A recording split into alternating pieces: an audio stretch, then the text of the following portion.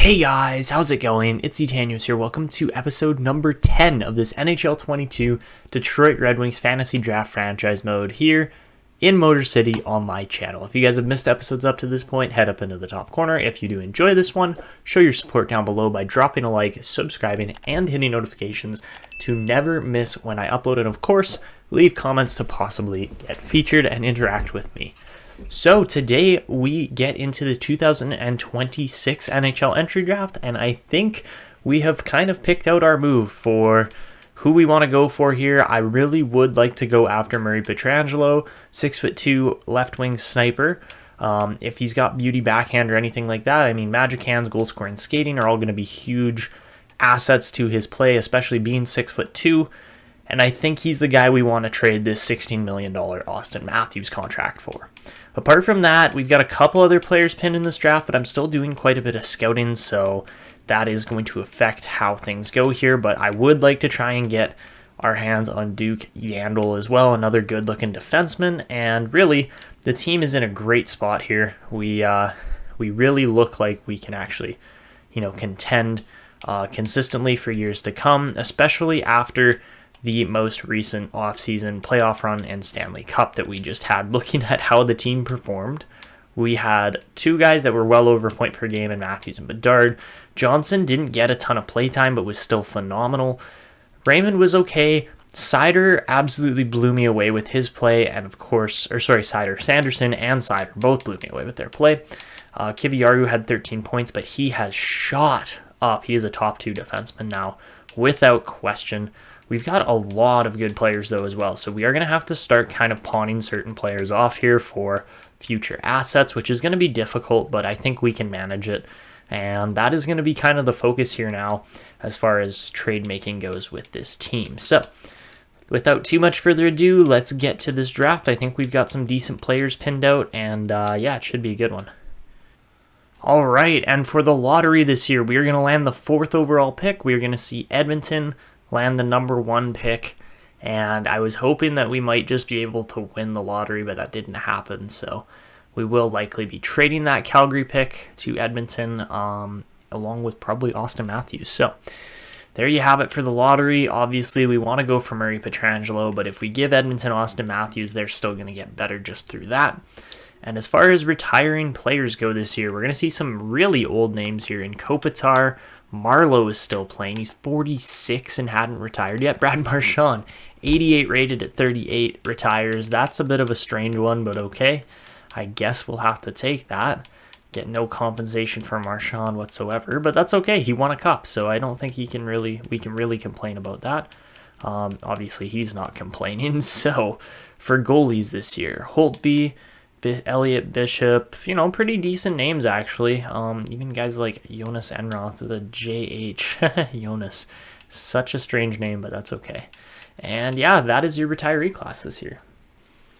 Alright guys, and something else I did just want to point out here quickly that my stat sheet pointed out, obviously, is that Patrick Marleau with 1,881 games very easily broke the games played record, beating out Chara by almost 100 games. So that's pretty impressive too. All right, and for retiring coaches, doesn't look like we lose any coaches, which is good. And I think we are pretty much ready to get to this draft class. So, obviously, we're going to be looking to trade one of our top-end picks. We've got some crazy good players in this team, but really now it's just a matter of winning consistently. So, I'm looking through here. Who are players that we might need to move on from? There's not too many, actually, so that's good. Even guys like, Helmanen and Takashi, we've got some decent prospects for, low potential players. Usually that doesn't happen, but it's actually been pretty solid this year.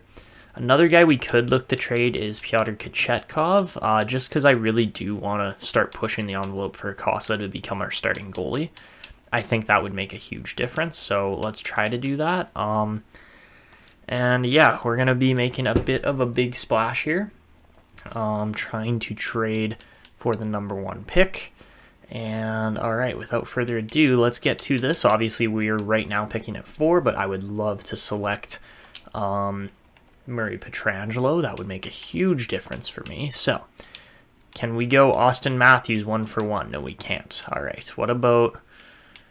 Let's see. Giroux's got 2 years left. That's okay. What we want is just their most expensive player for about as cheap as we can go. Or for about as short term as we can go. So let's go with Giroux.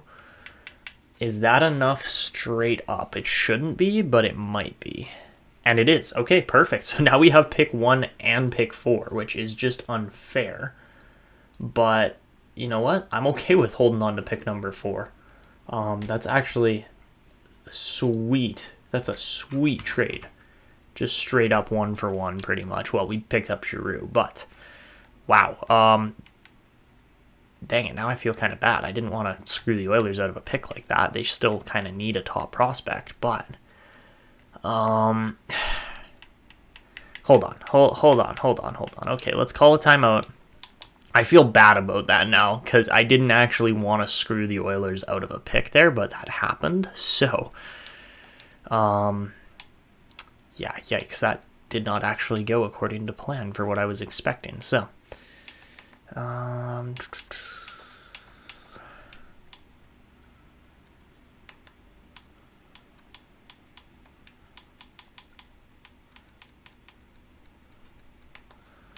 the thing right now with this team is that we don't really need anything that the Oilers can offer us.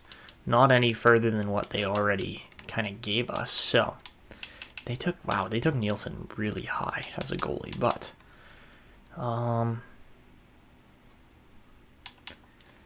something else I want to do here is that I don't think we're actually going to land Duke Yandel with the pick that we currently have.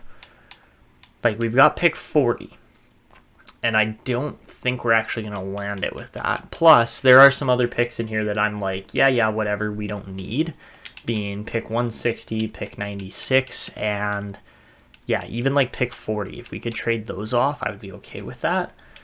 I'm not sure if we hold on to the 4th. Well, we can't. Hold on. I just messed up because we can't actually have 2 first-round picks. That is one of the few rules that we actually have here. So let's trade those 4 picks to the Oilers in exchange for their second rounder this year, along with maybe we can grab their first rounder next year. So that should be fine. The only thing that was the issue there was the 2 first rounders, which doesn't make sense. All right, so I think this should go through. I don't see why it wouldn't. And okay, perfect. So I'm okay with the picks we have now. We don't have more than 1 first rounder. That was a mistake by me, but we have fixed it now, and Edmonton's got 3 first round picks. Wait, 3, 4, 1, 2. No, they've got 3. Okay, so that's good. I'm happy with that, and let's get to this draft. So I wanted to show you guys just kind of who we're looking at for this entire draft class. You're probably looking at Louis Vara going, what the hell is he doing? He's a 2-year ETA. I actually get the feeling he might be a low elite, so we'll see if that pans out. But apart from that, that's why I traded away some picks too, is because there's players that I just don't see us, just certain rounds of picks that I just don't see us using this year. And yeah, that is kind of our short list for players that we want to take. So let's start this draft class off right, taking Murray Pietrangelo first overall, a franchise sniper in exchange for Austin Matthews, and he's 82 rated. He's got 1 T. All right. Yeah, he looks like a sweet player, especially on the left wing there.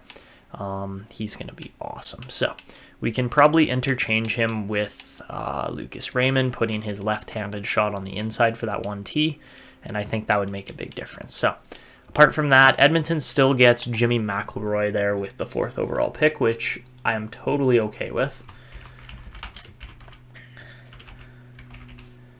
Because that's only fair for the Oilers to actually land that player.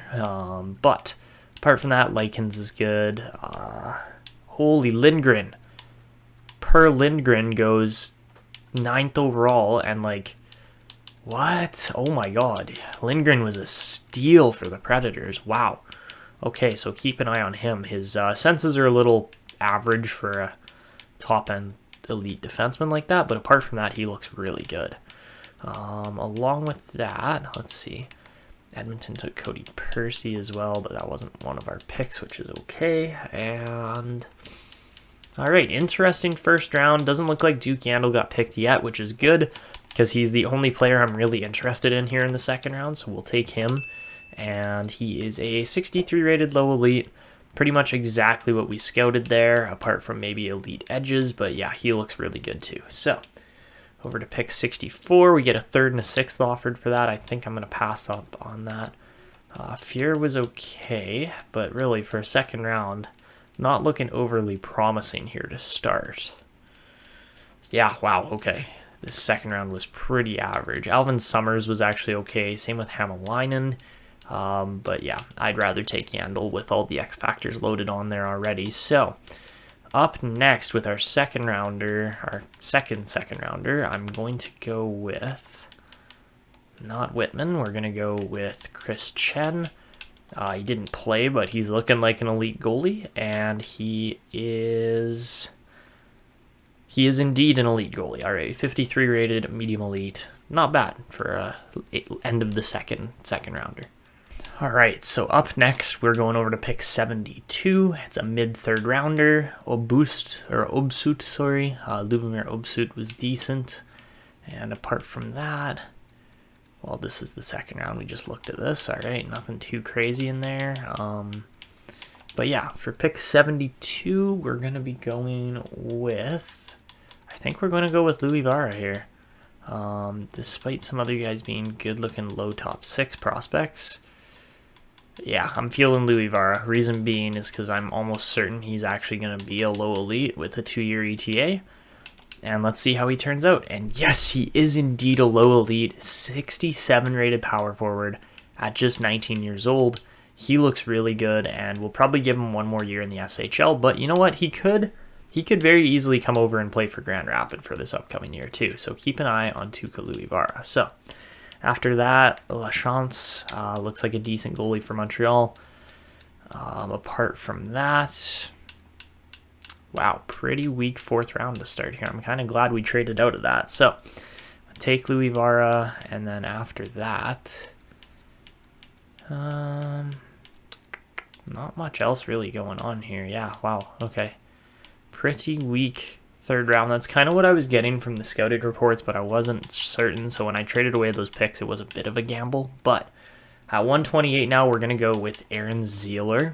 Reason being, I think he's going to be loaded on X factors. And is he?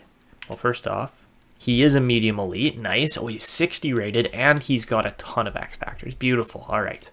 So yeah, Aaron Zeeler, definitely a guy that we will keep an eye on. He's been decent in the USA, but yeah, we're just looking for a little bit more from him with all those X factors. So over to pick 192, our 6th round pick now.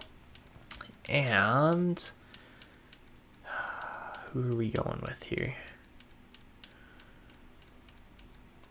At 192, Priestap was decent. Okay, he is 19, but still. Same with England. Backup goalie in Dansk is 72 rated. What? Hoodler, decent looking too at 18. Man, this 5th round was actually pretty decent. Liam Dahl, not a bad pick either. Again, you never know. Those guys could turn into steals. And all right, pretty decent looking round there. All right, so at pick 192, we're going to go off the board a little ways, and we're going to go get that player that I was looking at here in Angelo Huxley. I think he is going to be low elite as well, but we'll see. And that he is. Beautiful. How good is his rating? And he's 53 rated. All right, not bad for a young defensive defenseman there out of Victoria. That's what we like to see. That's a decent pick. All right, so over to the last pick of the draft now. And really, this draft class has just been phenomenal. We've hit elite after elite, and I've got no complaints about how it's gone. So yeah, this was actually a pretty good draft. I mean, we traded away the picks that we weren't going to land good players with. And all right, it's looking good. So who do we want to go with? I don't think Bure's up in the air. Maybe Elias Willis? We have so many goalies, though, that it's probably not the best selection ever. Tommy Valen, maybe? I'm trying to figure out who I want to take here, because I don't know who the best 7th round prospect is going to be. You know what? Gaspard LeBlanc might be good.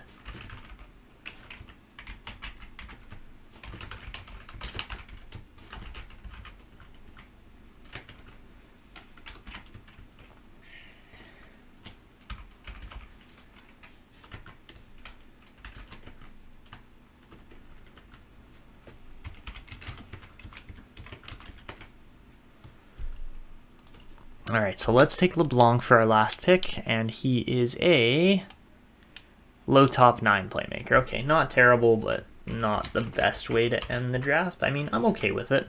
You can't always predict how good or bad guys are going to be without full scouting reports, but overall, Pietrangelo, medium franchise. Yandel, low elite. Chen, medium elite. Louis Vara, low elite. Zieler, medium elite. Huxley, low elite. Like, that's just a great draft class again, and I'm really happy with it. We add even more good prospects to our pool, and I think we're going to be good for a long time coming here. So we do indeed give up Austin Matthews as well as the 4th overall pick, but that's okay because we land a bunch of prospects that I wanted to get, and really, looking at our team overall here, we are in a great spot.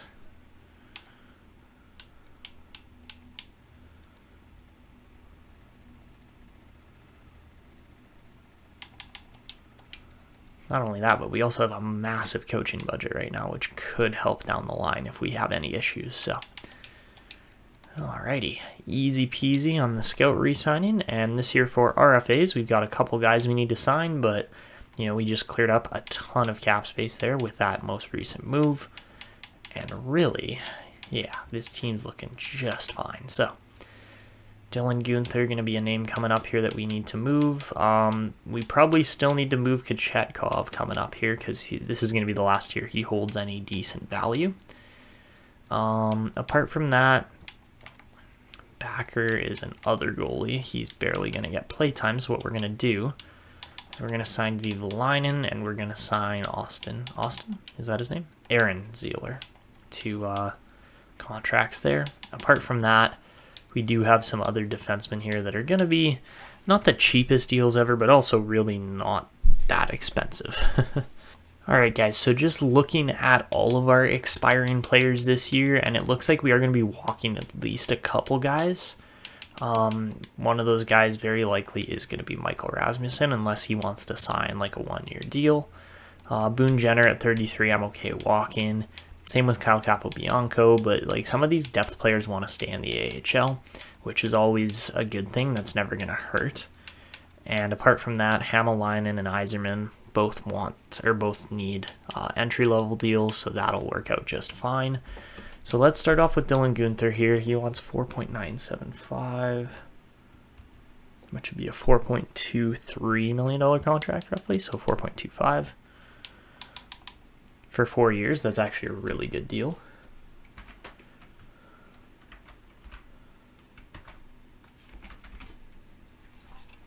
All right, so we'll sign that one up for Guenther. For Rasmussen, he wants 2.25, which should be 1.9. I'm actually going to offer him $2.5 million for the next couple of years, which I think will be the better move.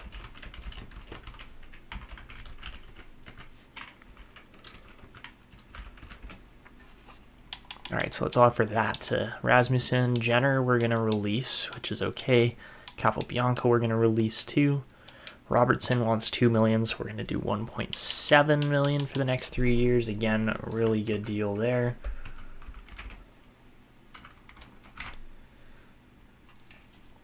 All right, so that one gets offered. Lekkonen's going to be nice and cheap, like $1 million at most for the next 2 years.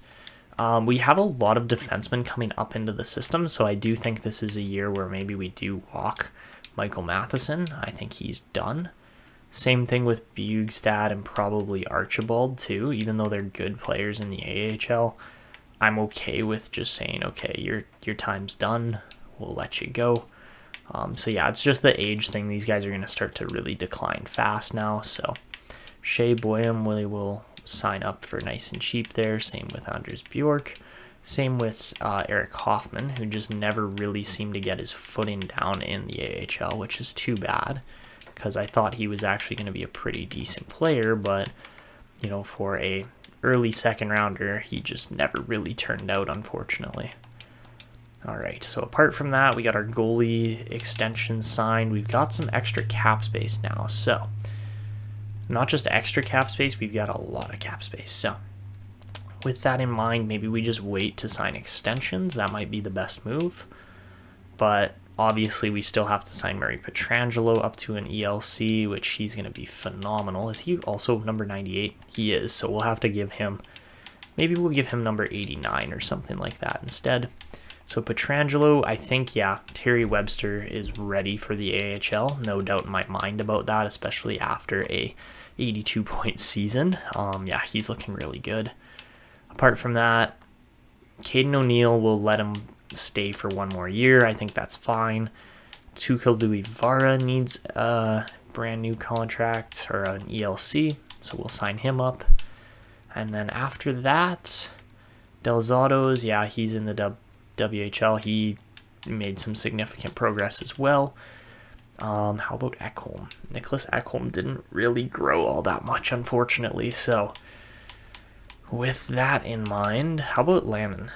Lannon did okay. I actually really like him as a player. I just want to see him actually get up to an NHL level.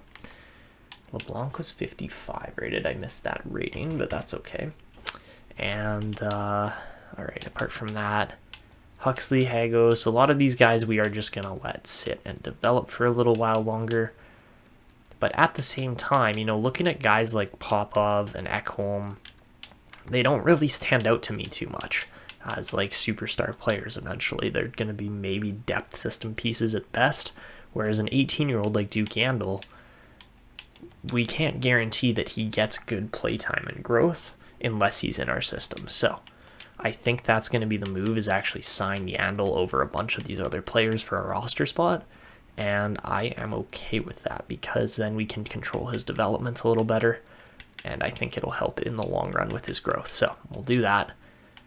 Let him just get better right away. And all right, apart from that, I think this has to be the year. Yes, Kochetkov did indeed just win the Vezina and the Jennings, but he was on a stacked Red Wings team. We put Cossa in that position, he would put up similar results. So I think that's what we're going to do. We'll use the rest of the money on short-term free agent max deals, which is okay, because then we can pay some of our big-name superstars here for expiring players. Like you look over the next year here, Bedard's coming up.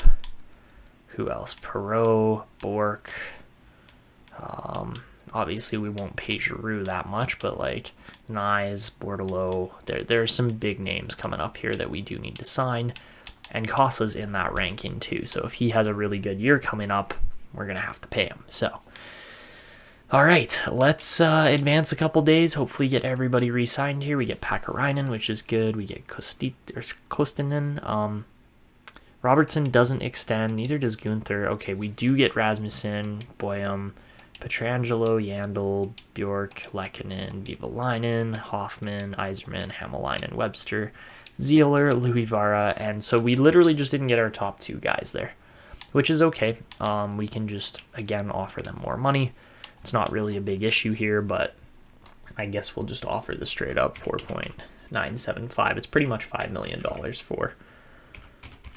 for a guy like Dylan Guenther, which I'm okay with. It's still a good deal. And $2 million for Robertson shouldn't be an issue either. So let's offer those nice and easy for re-signings, and they should sign with the team. I don't see why they wouldn't. So there we go. We give them the money they want, and there's no issues at all. So we need to make at least one more trade here with Pyotr Kochetkov. I would like to get him out of the system. Hey, is that a 95 rated Connor Bedard? Yes, it is. Beautiful. That's what we wanted to see. And yeah, Shane Wright, I'm expecting to make a leap here this upcoming year because he's going to get more minutes. But yeah, overall his 58-point season wasn't phenomenal. So, all right, let's go to free agency, make another trade here with Kochetkov, and then we will be ready to set up our team for the upcoming season. So this team is just, yeah, It's just loaded. There's no doubt in my mind about how good this team's going to be. It's just a matter of winning consistently. So,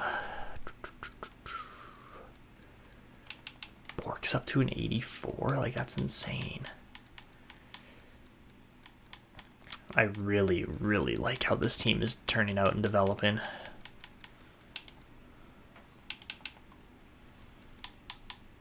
Let's try to get a Kochetkov deal, but apart from that, I would be okay with not doing too much else. What are we looking at for superstars in here? Not much this year. Really not much. Okay. How about potential players? Dan Henry. Emmanuel Engel. Alright. Half decent players, but nothing too crazy. Brisson. Oh, yeah, he's a nice player, but of course he is an RFA. And yeah, not really a ton of potential here this year for a free agency class. As far as goalies go, yeah, same exact thing. Like, not really super insane crazy goalies this year. Like, yes, Carter Hart and Luukkonen are pretty good, but I think Cossa is going to be just fine on this team. So I think what we're going to do is, actually, I don't know. I'm going to assess this team nice and quick and figure out if we need anybody from free agency or not.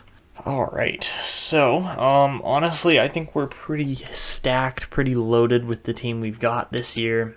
I don't see us really having any issues. I would like maybe one third pairing defenseman if we can find them, but it doesn't look super great. Maybe, hey, John Carlson. Probably wouldn't be that bad, apart from the fact that he's 36. His shot's still insane. He fits the defensive pairing scheme fit fairly well. He is 36, though. That is the only issue there. So maybe we go Carlson 1 year and just load him up on the money. Offer him like 10 to $12 million for 1 year. I think that's the move. Just to, again, eat some cap space, still make our defense pretty solid, but not to the point where it's like, you know, overly crazy. The guys are all going to want huge extensions. We know Carlson's 36. He's pretty much on his last legs of his career. And if we could get him a cup, that would be pretty cool. So let's do that. Offer John Carlson one deal there. Apart from that, if we've just offered $12 million, we only have $7 million left. So with $7 million left, let's see if we can find a Kochetkov trade before we try to go for another free agent. I think that might be the best move. I totally have 2 first-round picks again. All right, so we'll try to trade our first-round pick in this deal coming up here too then, because I don't know what I was thinking. Again, I had a brain fart and just totally forgot about our one rule. So, Torrey Krug, Nail Yakupov, interesting deal there. Gustafsson for 2 years I don't really want, but neither do. Same with Devin Taves too. Yikes, these are some pretty atrocious contracts, but Dallas offering 2 seconds, Florida, Islanders, Penguins maybe? The Penguins actually went decently far. Obviously, they weren't the Capitals. They lost to the Capitals, but how about Vegas? Vegas was average, so 2 second-rounders from them could be decent. Sabres still made the playoffs. The Flames were one of the worst teams, so if we eat that contract, $5 million for 2 years, that wouldn't be the worst thing ever. The only thing I'm thinking here is that we do this. So they've offered a 27 and a 28 second. I will take those, but is there any chance they obviously have, okay, they've got Braden Point, they've got Dvorsky, they've got some really good players, but can we snag their 2028 first rounder in exchange for our 2027 and 2028 first? I would do that, but we'll see if they actually want to. All right, so I like this deal. If Calgary takes it, that would be awesome, and they do not. All right, so maybe we get rid of the 2027 second rounder. I would be okay with that. And that should be enough to swing this deal in our direction. And perfect. All right, so we get Devin Taves as well, who could potentially be a top 6 defender, which would be good. Obviously, our team's defense is already stacked, but Taves is 83 rated, so you know what? That's good with me. It might bump Robertson down to 7th defenseman kind of status, but again, that's okay.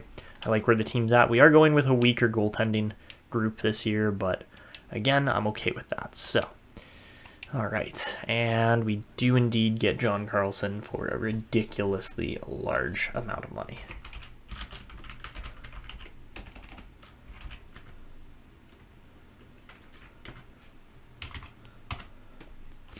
So yeah, 12 million bucks on one defenseman. It's very much a cap-eating contract, but we will take it. So at this point, we have got, oh my god, we have 8 million bucks still. Yikes. Okay, that's more money than I was anticipating. And where do we spend this? Like, do we... I don't think we could get Carter Hart at this point now, so... Shoot, what are we doing?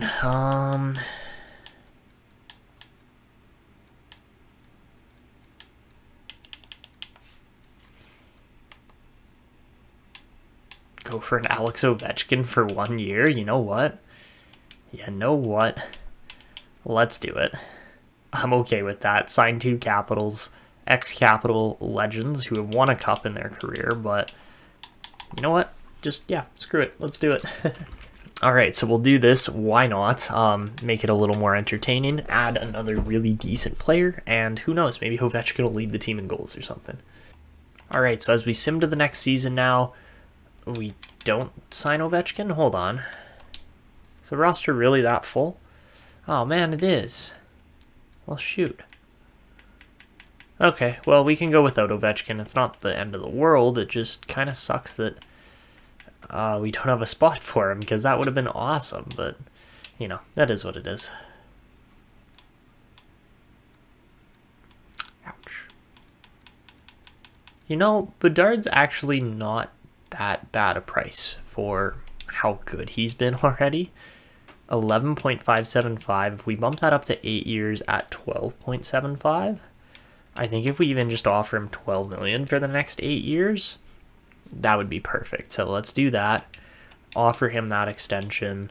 Maverick Bourque wants 1 year at 2.9. If we go 2.75, that should be good. Jacob Perreault, 2 years, 2.375. I'll take that. Bordeleau, I'll do 2.8 for 2 years. And all right, apart from that, how much? Hold on. Here's the question. How much does Sebastian Cossa want? I'm not offering him an extension until we actually see how he plays this year, because otherwise that's just not a fair assessment. So let's go to the next season. We get Connor Bedard, Bourque, Bordeleau, Perreault, bunch of big name extensions for the near future. It's going to be a good team for a long time. So guys, this is the lineup we're going to go with for this year. I know we're it looks like we're probably taking a step back, to be completely honest, but I would not say the same. I think this team is definitely going to compete this year. I think they're definitely going to be one of the best teams in the league still, and it's mainly because of this. And the defense is just, it's insane. Like, I don't think I've ever seen a defensive core like this that's just so utterly solid and deep. Like, it's just not fair, to be completely honest, how good our defense is. But our power plays are looking insane. Like, all of our special teams are pretty much +5 apart from the 3-man PK. Our extras are just, again, they look dominant. So as long as these guys are getting a decent amount of ice time, I think our team's going to be just fine. Okay, Maverick Bourque should actually be in the shootout with that 94 across the board puck skill category, but for some reason Cossa's still showing as a backup goalie when he's 84 rated. I think he's going to be just fine where he's at, and again, Whiting should be good too, but we'll see how this team performs this year. So without too much further ado, we're pretty much just going to jump straight into a season sim here. The captains are still pretty much all the same. I'm thinking maybe we give an A here to Connor Bedard, And then, of course, we are going to change Murray Pietrangelo to number 89 instead of 98. And I think that should be fine. Apart from that, I like how the team looks. And overall, yeah, we've got a really solid and amazing team on our hands here. So let's not waste too much more time. I'll be back with you guys once I'm done my scouting. And then we will see how the team rating looks. And then we'll conclude this one at the end of the season. So we do indeed have that Calgary pick still. We'll see where it ends up. Who knows? It could be a really good one, could be a really bad one. But yeah, I'll be back with you guys after I'm done scouting. So guys, something I just wanted to point out here was that our Red Wings team won 6 out of 7 games and literally lost 1 in overtime in the preseason. So I think it's safe to say this team is pretty good. Looking at the draft class for this upcoming year, there's a center at the top of it, and he's an elite. So looks like there might actually be some better players available further down here. Like a guy like Riley Schaefer looks pretty decent. I would assume he's an offensive defenseman just based on the 10 points in 9 games to start the season, but we'll see. I mean, these drafts are so unpredictable that you never know where you're going to land an absolute steal versus where you're going to, barely be looking at a half-decent player. So, yeah, who knows? Should be a good one coming up, though, and I think that is just about where we're going to call this episode. I don't think we're going to do the whole season sim today. That doesn't make sense, just with the time and length of this video. But looking at this team's overall ratings this year, we are going into the season with 100 offense, 93 defense, and 81 goaltending. I wonder, hold on 2 seconds. If it says 81, I have to believe that Kim Whiting's in net. Is that the case? No, it's not. All right, well, that's a little sad, but that's okay because we got 2 elite goalies there that will get better as time goes on. But yeah, you guys can see here. I'll move my face cam, ugly face out of the way for 2 seconds. And yeah, as you can see, 100, 93, 81. Pretty good looking team here, and I've got no doubt in my mind that the team's just going to continue to get better over the next few years. So guys, that's where we're going to wrap this one up. If you are looking forward to seeing how this team does in the next season, then make sure to go drop your support in the comments below. Go Red Wings, something along those lines. If you did enjoy, make sure to drop a like, subscribe, and hit notifications to never miss when I upload. And that is going to be it for this one. This is Etanios signing out, and until next time.